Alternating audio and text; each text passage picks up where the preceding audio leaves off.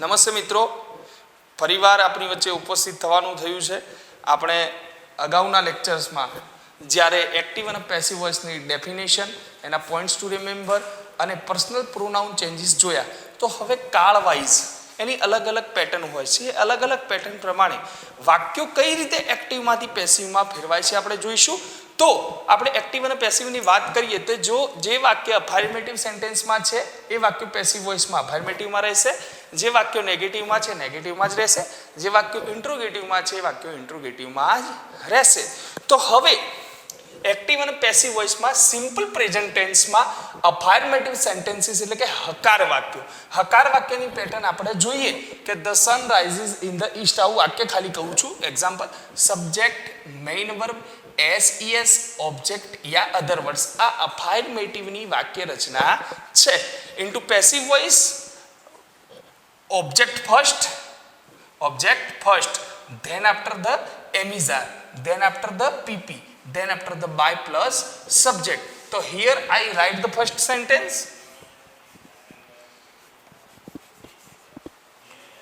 My mom gives me a rupee.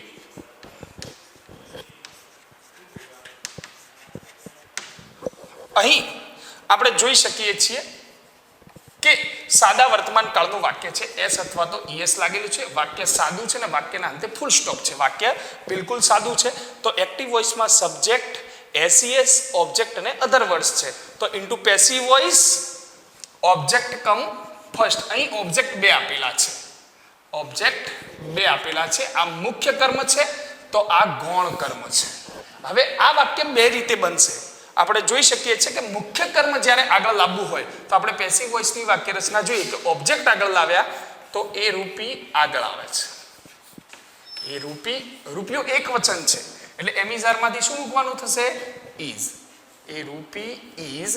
હવે give છે તો એનું past participle form of the verb એટલે ભૂત કૃદંત મૂકવાનું છે. એ રૂપી ઇઝ ગીવન. હવે કેટલાક લોકોને એવો પ્રશ્ન છે કે સાહેબ મી આપ્યું છે એને શું કરવું છે? તો એક ગૌણ કર્મ છે. તો ગૌણ કર્મને ટુ મી વડે દર્શાવી દેવું. To me by my mom daily. આ વાક્ય જુઓ છો, પેટર્ન પ્રમાણે વાક્ય બની ગયું છે. હવે આનું આ જ વાક્ય આપણે બીજી રીતે બનાવવું છે. ગૌણ કર્મથી વાક્ય બનાવવું. જ્યારે ગૌણ કર્મથી વાક્ય બનાવવું છે, રૂપી એ મુખ્ય કર્મ છે, મી એ ગૌણ કર્મ છે. મીને આગળ લાવતા તો શું બની જશે? આઈ થઈ જશે. આઈની સાથે શું લાગશે? એમ લાગશે. આઈ એમ ગીવન એ રૂપી બાય માય મોમ ડેલી. બીજું વાક્ય, બીજી વાતો ન કરતા યોગ્ય રીતે આપણે બીજા વાક્ય ઉપર જઈશું. અત્યારે બીજું વાક્ય જુઓ છો કે પીપલ, ઘણા બધા લોકો છે, સેલિબ્રેટ. અહીં સાદા વર્તમાન કાળનું અફર્મેટિવ વાક્ય છે. આપણે સમજી શકો છો. આ જે વાક્ય રચના છે એના એ જ વાક્યો નીચે હું લખું છું. People celebrate Diwali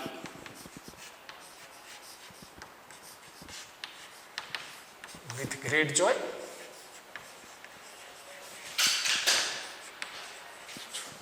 every year. every year એ શું છે? સાદા વર્તમાન કાળનો કાળસૂચક શબ્દ છે. તો હવે આપણે જોયું કે subject, main verb, object, other words આમાં જોવા મળે છે. તો into passive voice, in passive voice object come first. તો ઓબ્જેક્ટ શું છે? અહીંયા દિવાળી ઓબ્જેક્ટ છે. દિવાળી એક વચન છે. દિવાળી ઇઝ. હવે પીપી સેલિબ્રેટનું સેલિબ્રેટેડ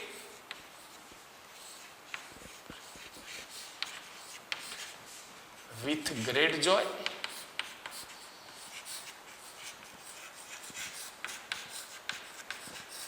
પીપલનું બાય પીપલ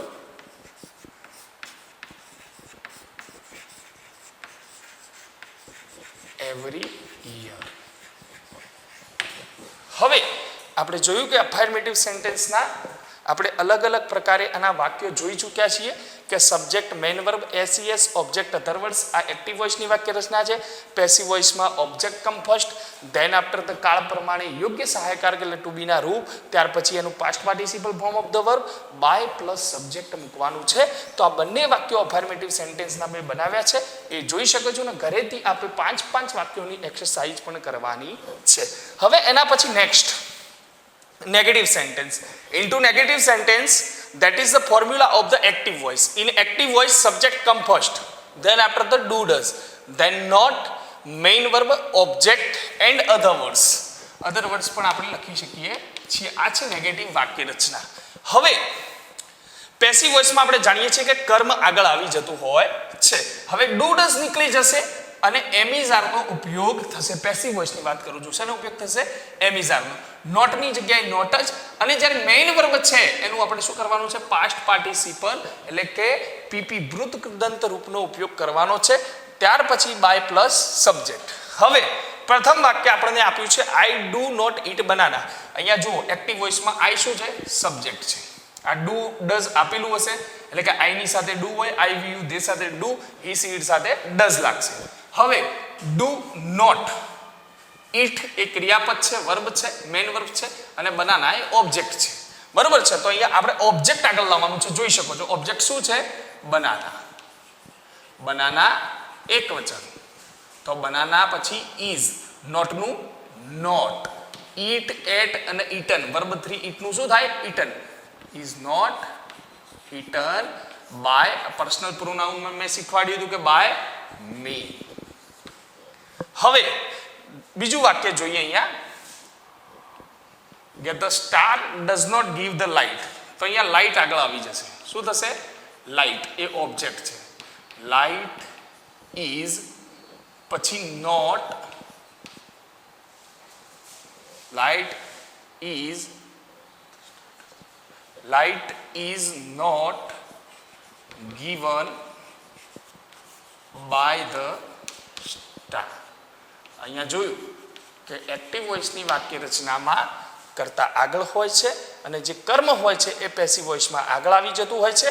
બાકી જે વાક્ય રચના છે એ વાક્ય રચનાના અનુસંધાને આપણે અલગ અલગ પેટર્નમાં એની જે ફોર્મ્યુલા છે એ મુજબ આપણે વાક્યો ફેરવ્યા છે. હવે interrogative સેન્ટેન્સમાં into active voice do does come first, then after the subject, then after the main verb, then after the object and other words. And into passive voice, am is are, object, pp, by, subject and other words. અહીં જોઈ શકીએ છીએ કે does Kalpesh write letters every month. તો અહીંયા જે do does ની જગ્યાએ is એમઆર મૂકતા હતા એમાં આગળ પણ આપણે મૂકી શકશું, પણ ઓબ્જેક્ટ જોઈને. અહીંયા ઓબ્જેક્ટ કેવો છે? એક વચન હોય તો is મૂકવાનું છે, બહુવચન હોય તો આર મૂકવાનું છે. અહીંયા ઓબ્જેક્ટ શું છે? લેટર્સ છે. તો ઓબ્જેક્ટ છે તો લેટર્સ બહુવચન છે તો પહેલા આપણે શું મૂકી દઈશું? આર. લેટર્સ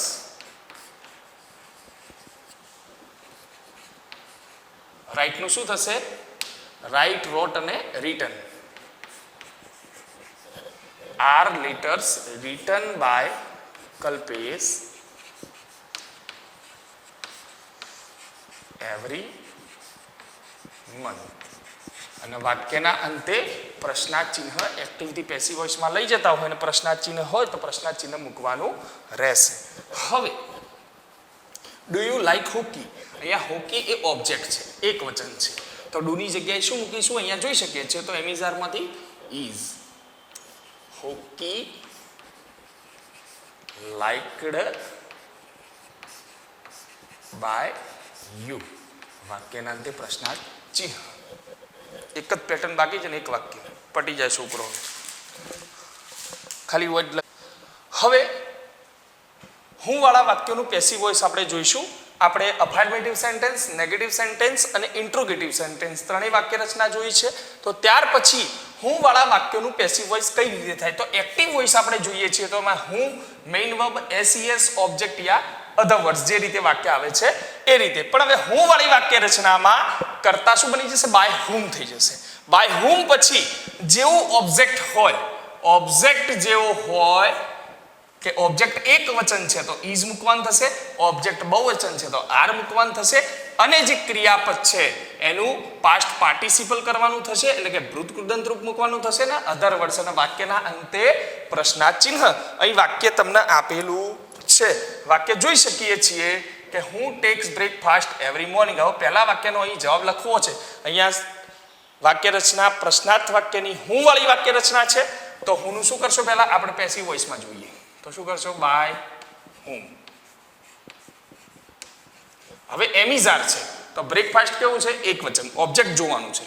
તો એક વચન હોય તો is. By whom is breakfast taken every morning. અને વાક્યના અંતે પ્રશ્નાર્થ ચિહ્ન મસ્ટ પુટ ઇન્ટ્રોગેશન માર્ક. હવે હું ટીચીસ યુ ઇંગ્લિશ. હવે હું વાળી વાક્ય રચનામાં આપણે જોયું કે બાય હુમ મૂકવાનું છે. હવે ઇંગ્લિશ એ કર્મ છે તો ઇંગ્લિશ એક વચન છે તો ઇઝ ઇંગ્લિશ પછી ભૂત કૃદંત એટલે ટીચ ટોટ અને ટોચ TAUGHT ટોટ. હવે યુ છે અને બાય કરીને યુ દર્શાવવાનું નથી કારણ કે બાય હુમ આવી ગયું છે એટલે આપણે નાનું ટુ મૂકીને એને યુ દર્શાવી દઈશું. વાક્યના અંતે પ્રશ્નાર્થ ચિહ્નો. Thanks to my all friends. મિત્રો હવે આ જે સિમ્પલ પ્રેઝન્ટ ટેન્સના આપણે જુદી જુદી પેટર્નના જુદા જુદા વાક્યો સમજ્યા તો એને ઘરેથી આપણે ચોક્કસ એક્સરસાઇઝ કરશો અને સારી રીતે સમજશું. અને નેક્સ્ટ લેક્ચરમાં સિમ્પલ પાસ્ટ અને સિમ્પલ ફ્યુચર વિશે આપણે એક્ટિવ અને પેસિવ વોઇસનો અભ્યાસ કરીશું. અસ્તુ.